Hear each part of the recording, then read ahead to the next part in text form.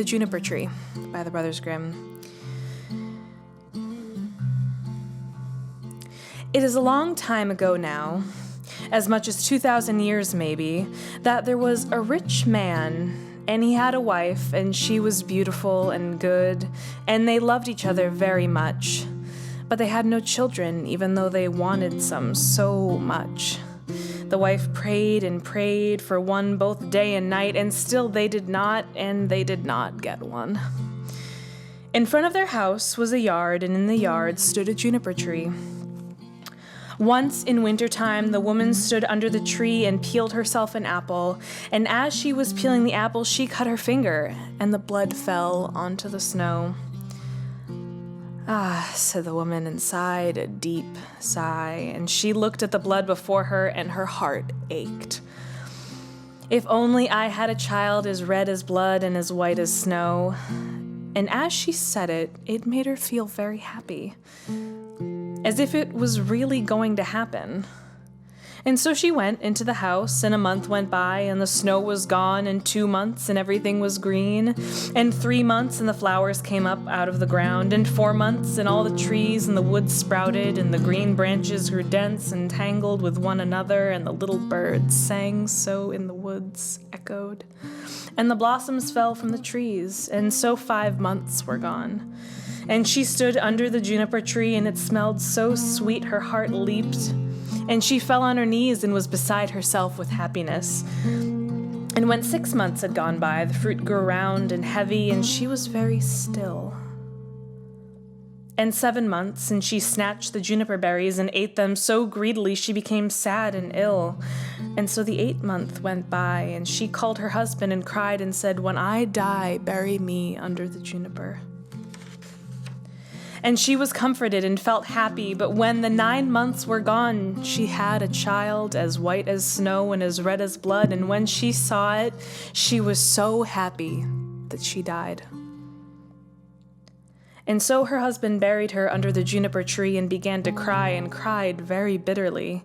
And then for a time he cried more gently, and when he had cried some more, he stopped crying, and more time passed, and he took himself another wife. By the second wife he had a daughter, but the child of his first wife was a little son as red as blood and as white as snow. Now when the woman looked at her daughter, she loved her so, but looking at the little boy cut her to the heart. It seemed that wherever he was standing, he was always in her way, and then she kept wondering how to get the whole fortune just for her daughter, and the evil one got into her so that she began to hate the little boy, and would push him around from one corner to the other, and punch him here and pinch him, so that the poor child was always in a fright. When he came home from school, there was no quiet place where he could be. Once the woman had gone upstairs, and her little daughter came up too and said, "Mother, can I have an apple?"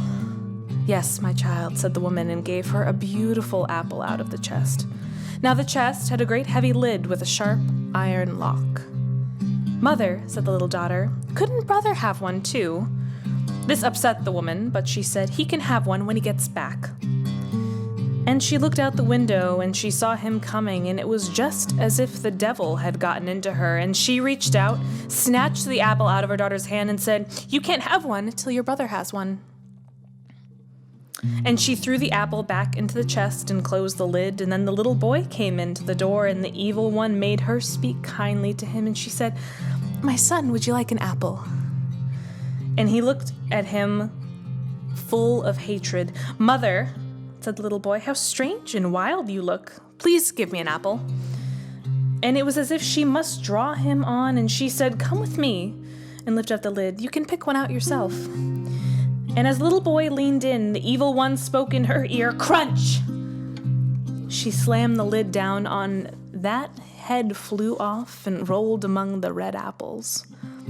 And now terror overwhelmed her, and she thought, "How can I get myself out of this?" And so she went up to a room, to her wardrobe, and out of the top drawer she took a white cloth and set the head back on the neck and tied the scarf around it in such a way that you couldn't see anything, and set him on the chair in front of the door and put an apple in his hand.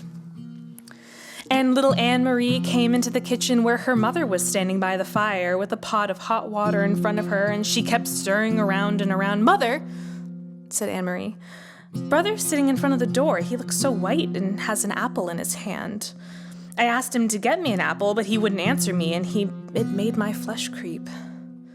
"Go back out," said the mother. "And if he won't answer you, give him a box on the ears."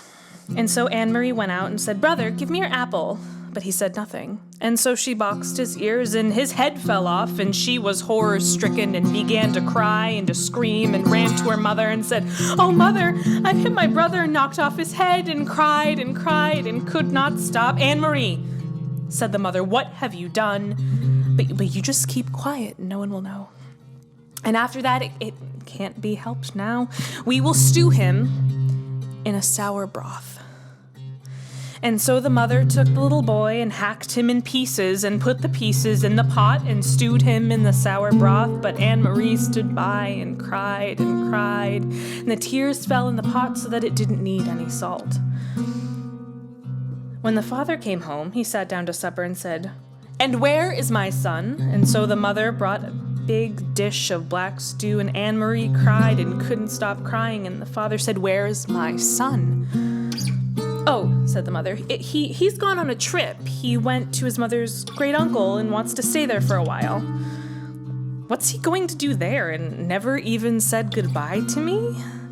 "Oh, he wanted so much to go. He asked me if he could stay 6 weeks. They'll take good care of him there." "Ah," said the man, "why am I feeling so sad? It doesn't seem right somehow. He might at least have come home and said goodbye to me." With that, he began to eat and said, "Anne-Marie, why are you crying for? You'll see your brother back soon." And then he said, "Ah, wife, what good food this is. Give me some more." And the more he ate, the more he wanted and said, "Give me more. You can't have any of it.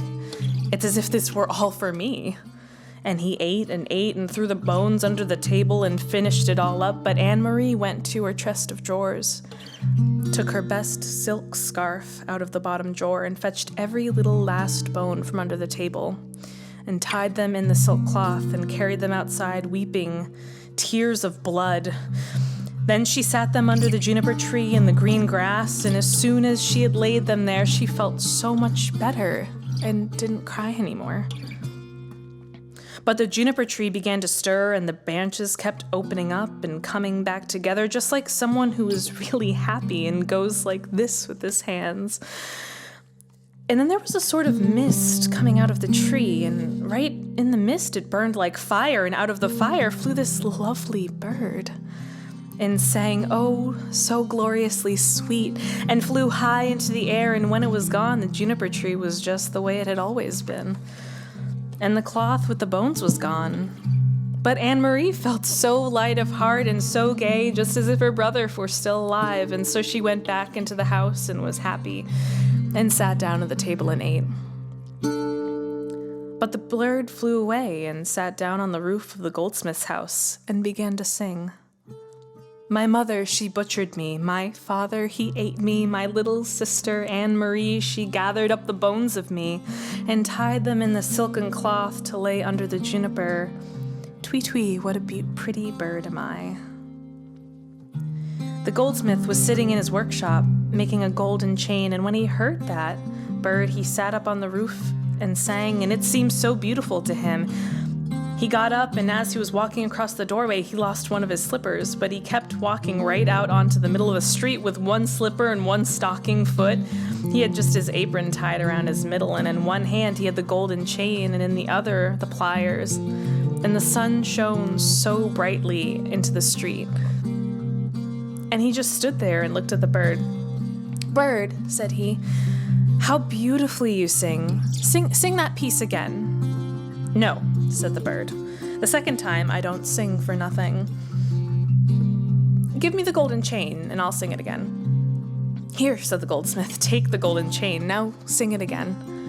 And so the bird came, took the golden chain in its right claw, sat in front of the goldsmith and sang, My mother, she butchered me. My father, he ate me. My sister, little Anne-Marie, she gathered up the bones of me and tied them in the silken cloth to lay under the juniper. Twee, what a pretty bird am I. And so the bird flew off to the cobblers and sat down on the roof and sang, My mother, she butchered me. My father, he ate me. My sister, little Anne-Marie, she gathered up the bones of me and tied them in a silken cloth to lay under the juniper. Twee, what a pretty bird am I. The cobbler heard it and ran out of the door in his shirt sleeves and looked up at the roof and had to hold his hand over his eyes so the sun would not blind him. Bird, said he, how beautifully you sing. And he called in through the door, Wife, come out here for a moment. There's a bird. Here, look at this bird and how it can sing. And then he called his daughter and the children and the servants, the apprentice and the maid, and they all came to the street and saw the bird, how pretty it was, and had such red feathers and green feathers and round its neck. It was like pure gold, and its eyes glittered, and its head like stars. Bird, said the cobbler, sing that piece again. No, said the bird, the second time I don't sing for nothing. You have to give me a present. Wife, said the man, go to the attic. Up on the top shelf is a pair of red shoes. Bring them down. And so the wife went up and got the shoes. Here, bird, said the man, now sing that piece again. And so the bird came down, took the shoes in its left claw, and flew back up on the roof and sang, My mother, she butchered me. My father, he ate me. My sister, little Anne-Marie, she gathered up the bones of me and tied them in a silken cloth to lay under the juniper. Twee, what a pretty bird am I. And when it had finished singing, it flew away. It held the chain in its right claw and the shoe in its left and flew away to a mill, and the mill went clickety-clack, clickety-clack, clickety-clack. And in the door of the mill sat 20 of the miller's men, hewing a new millstone, and they chop, chip, chop, chip, chop, chip, chop, and the mill went clickety-clack, clickety-clack, clickety-clack. And so the bird went and sat on the linden tree that stood in front of the mill and sang, My mother, she butchered me. And one of them stopped. My father, he ate me. 2 more of them stopped to listen. My sister, little Anne-Marie, and 4 more stopped. She gathered up the bones of me, tied them in a silken cloth, and now there were only 8 still chopping. To lay, now only 5. Under the juniper, now only 1. Twee, what a pretty bird am I. And so the last one stopped too, and he had only heard the last part. Bird, said he, how beautifully you sing. I want to hear it too. Sing it again. No, said the bird, the second time. I don't sing for nothing. Give me the millstone, and I'll sing it again. Yes, said he, if it belonged to me alone, you could have it. Yes, said the others, if he sings it again, he can have it. And so the bird came down, and the millers, all 20 of them, set to beam to and raised up the stone. Heave ho hup, heave ho hup, heave ho hup. And the bird stuck its neck through the hole and pulled as if it were a collar and flew back to the tree and sang, My mother, she butchered me. My father, he ate me. My sister, little Anne-Marie, she gathered up the bones of me and tied them in a silken cloth to lay under the juniper. Twee, what a pretty bird am I. And when it had finished singing, it spread its wings, and in the right claw carried the chain, and then the shoes in the left, and around the neck it wore the millstone. It flew all the way back to its father's house. Inside, the father, the mother, and Anne-Marie were sitting at the table, and the father said, Suddenly, my heart feels so easy. Why do I feel so wonderfully good? No, said the mother, I'm just so frightened, as if there was a great storm coming. But Anne-Marie sat and cried, and right then the bird came flying along. As it sat down on the roof, the father said, How happy I'm feeling, and outside the sun is shining so brightly. It's just as if I were going to meet an old friend.